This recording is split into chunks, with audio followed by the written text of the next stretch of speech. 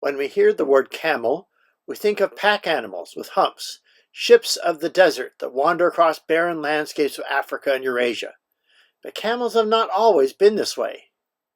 In the Old World, there are two species, the dromedary camel with a single hump and the Bactrian camel with two humps. There are four other species of camels in South America which have no humps at all: the domesticated llama and the alpaca, and their wild ancestors, the guanaco of the Pampas and the vicuña of the Andes. All these camels are descended from the original radiation of camels in North America, and not until later did they spread to South America and to Eurasia and Africa.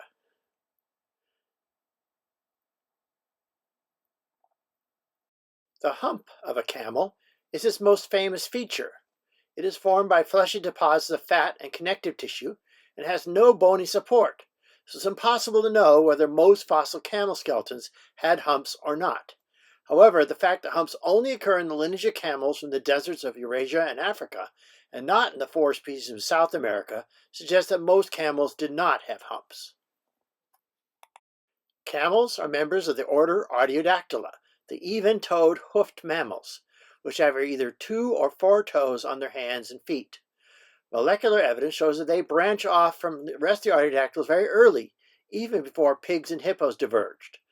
Like horses, camels started out as small animals with low crown teeth, and through their evolution they developed higher crown teeth, larger body size, and especially much longer limbs. Camels originated in North America about 45 million years ago and had a huge evolutionary radiation on that continent and came in every shape and size, from the tiny to the gigantic. Late in their evolutionary history, some of them spread to Africa and Asia about 8 million years ago, and the llama lineage spread to South America around 3.5 million years ago. The earliest known fossil camel is Puebredon, from beds in Utah and California, about 45 million years old. It was a tiny creature, about the size of a small cat. About 33 million years ago, the common camel from the Badlands of South Dakota was Puebredon, which was about the size of a goat. It had longer limbs, a larger skull, and higher crown teeth.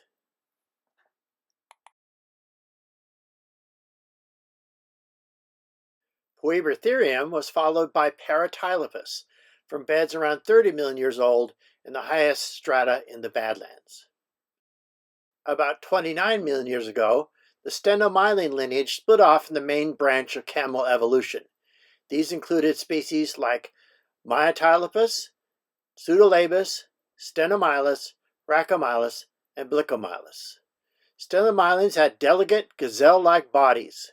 They are often found in huge herds of specimens from places like Stenomylus Quarry in western Nebraska. Their most distinctive feature is their incredibly narrow and high-crowned last molars, with roots that reach deep into their skulls and jaws. These teeth were almost as high-crowned as those of modern horses, but camels did this about 23 million years ago, long before horses evolved high-crowned teeth and before grasslands evolved. Why they did so is still a mystery. Another early side branch for camel evolution was the Florida tragulines. They had extremely long snouts, almost like that of a crocodile or a gavial, but their low crown teeth show they ate soft vegetation. They are known only from the swampy coastal regions of Florida, Texas, Mexico, and Panama, and are never found in the drier regions of the high plains. We do not know why they had such long, narrow snouts. Perhaps it was for feeding on soft vegetation in a selective fashion. The main line of camel evolution continued with Oxydactylus, from beds deposited about 19 to 23 million years ago. It is the first lineage of camels to develop relatively long necks and long legs.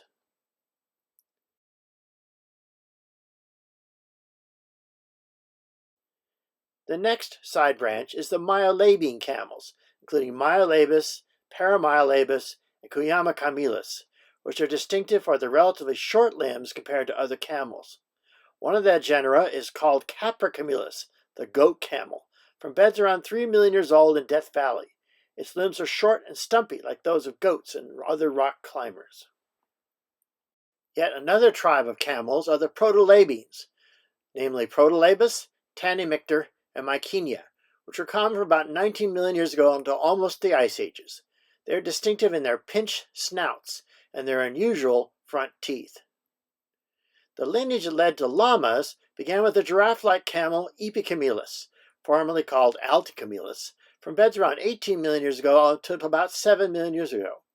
They had the longest necks and legs of any camel, and probably formed the role of giraffes on the North American savanna, since giraffes themselves never reached the Americas naturally.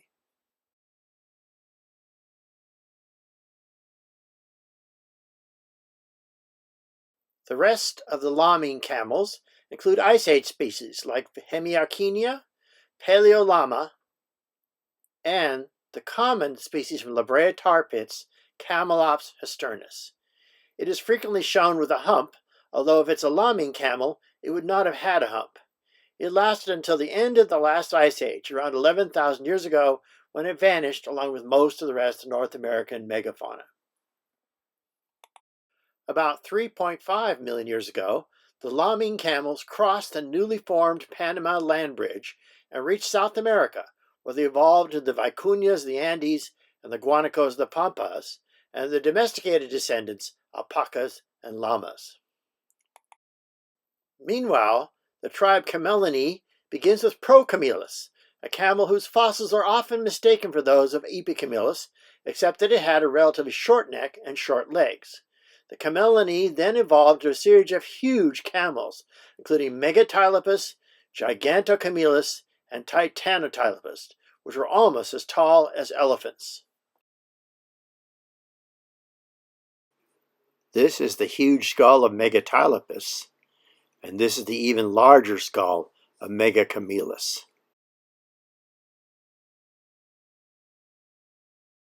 Camelinae were restricted to North America until about 8 million years ago, when the genus Paracamelus migrated to Eurasia to give rise to the modern dromedary and Bactrian camels.